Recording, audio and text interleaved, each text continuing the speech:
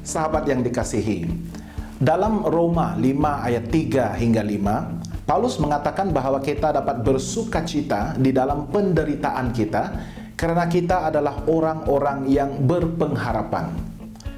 Dan bukan hanya itu saja, kita malah bermegah juga dalam kesengsaraan kita.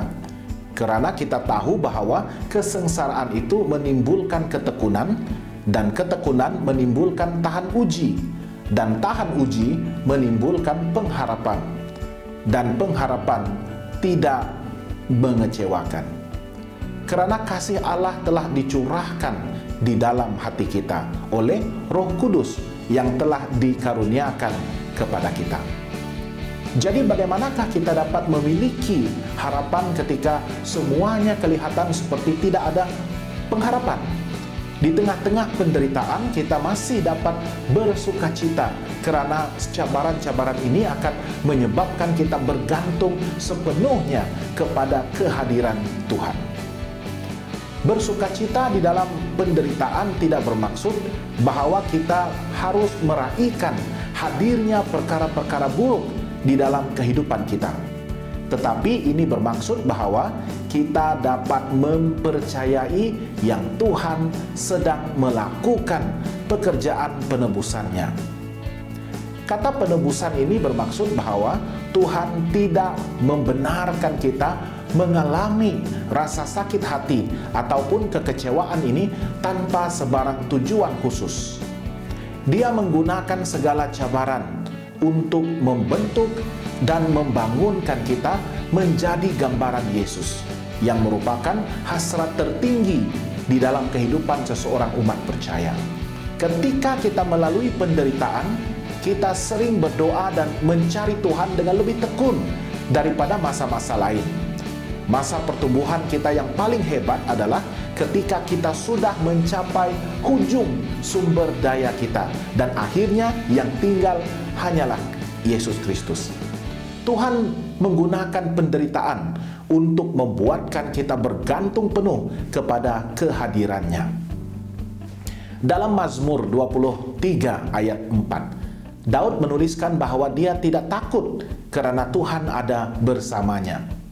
Dia bergantung kepada kehadiran Tuhan, dan itu telah memberikan kekuatan dan penghiburan kepadanya.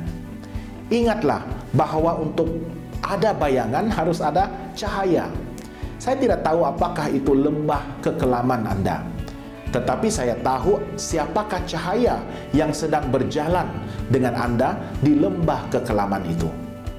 Dalam Mazmur yang lain, Daud mengungkapkan bahwa salah satu alasan kegembiraannya adalah dia telah pun diampuni.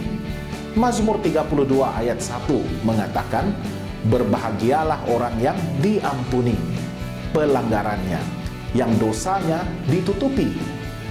Kita tidak dapat menentukan kasih Tuhan kepada kita berdasarkan keadaan baik ataupun buruk yang kita alami.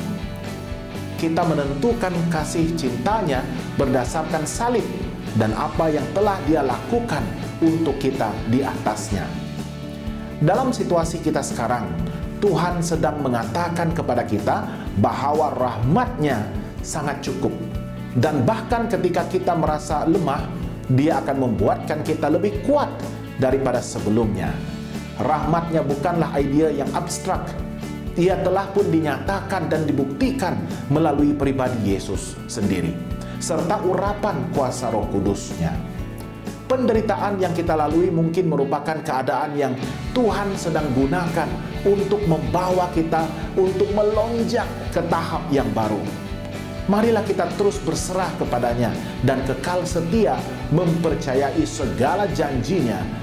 Janganlah mudah mengalah kepada setiap penderitaan dan kesukaran yang sedang menimpa hidup kita, tetapi teruskanlah untuk mendekatinya dan merasai sendiri kehadiran kudusnya yang pasti sedang menaungi dan melindungi hidup kita.